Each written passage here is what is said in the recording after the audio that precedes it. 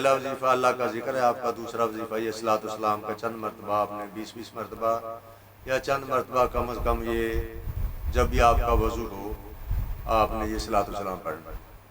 اور صلاۃ والسلام کی فلیکس جو ہے یہ اپنے مکانوں کی پیشانیوں پر، دکانوں میں جہاں بھی یہ لگائیں، اور گھر والوں کو بھی تلقین کریں کہ یہ چند مرتبہ پڑھ لیں. دوسرا صبح شام کی تسبیحات ہیں جو وظائف دیے گئے، اس میں آپ اگر اس وقت نہیں ملتا صبح شام تو پورے دن میں جب چاہیں مکمل کرنا. نماز کی پابندی رکھنی ہے، نماز کسی وقت تک رہ جاتی ہے، ہر ایک کی رہ جاتی ہے تو وہ قضا کر کے پڑھ لے، چھوڑے نہیں. باقی آپ جانتے کہ رزق حلال ضروری ہے، حرام رزق جو ہے یہ ہر قسم کی رکاوٹ ہے، اس میں یہاں بھی اور وہاں بھی. روحانی فیض میں رکاوٹ جو ہے حرام رزق پھیلاتا ہے.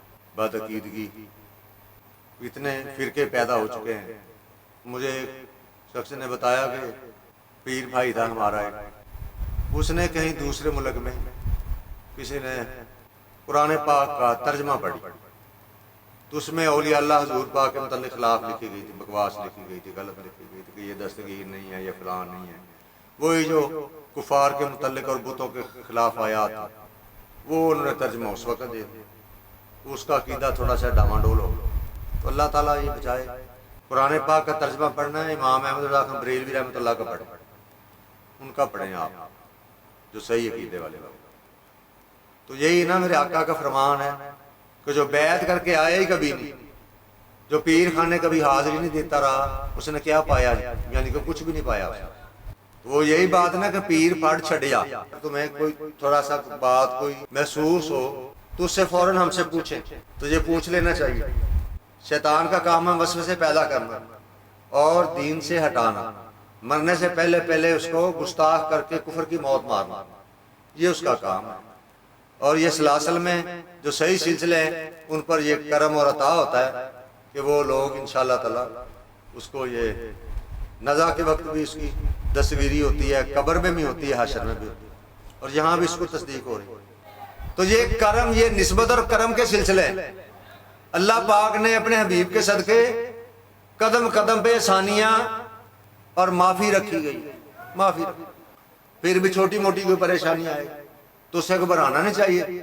بعض لوگ کہتے ہیں اور تیرتے تے بڑی کرم نوازی سی، تینوں بیماری کیوں آ گئی؟ تیرتے تے بڑی روحانی فیض سی، تیری بیگم کیوں بیمار ہو؟ تیرتے تے بڑی کرم نوازی سی، تیرے پتر کیوں نہیں ہوا، تیرے دھی کیوں ہو گئی؟ مطلب کہ یہ لوگ کہتے ہیں آگے بھائی کس کس سے کھپے ہوئے آپ، میں تو اتنے سالوں سے میرے پاس کو آتا ہے، اب تو میں خود بیمار ہوں. تو میں سمجھاتا ہوں آپ لوگوں کو، کبھی کبھی یہ بات بتاتا ہوں کہ ان چیزوں پہ یہ فکر والی بات نہیں. فکر والی بات تھی کہ ہماری آخرت برباد ہو، آخرت برباد ہو. یہاں تو دن گزر ہی گئے، گزر جانے ہر ایک کے دن گزر کا پتہ نہیں لگتا. آئندہ جو آنے والی ہے تو اگر خدا نہ خواستہ، اگر خدا نہ خواستہ مرنے سے پہلے عقیدہ خراب ہو گیا، پھر تباہی تباہی، پھر بربادی ہے، وہاں کسی نے چھڑانا نہیں آگا. تو اس لیے ہمیں پتہ ہونا چاہیے کہ ہمارے سلسلے پر کیسی کیسی عطائیں، کس طرح کا فیض ہے، اور وہ قرآن و حدیث سے ثابت ہے. یہ نہیں میں ثابت نہیں، ثابت ہے انشاءاللہ تعالی. اور اس لیے ثابت ہے تو اس کی تصدیق آ رہی ہے نا. اگر ثابت نہ ہو تو تصدیق کیسے آ سکتی؟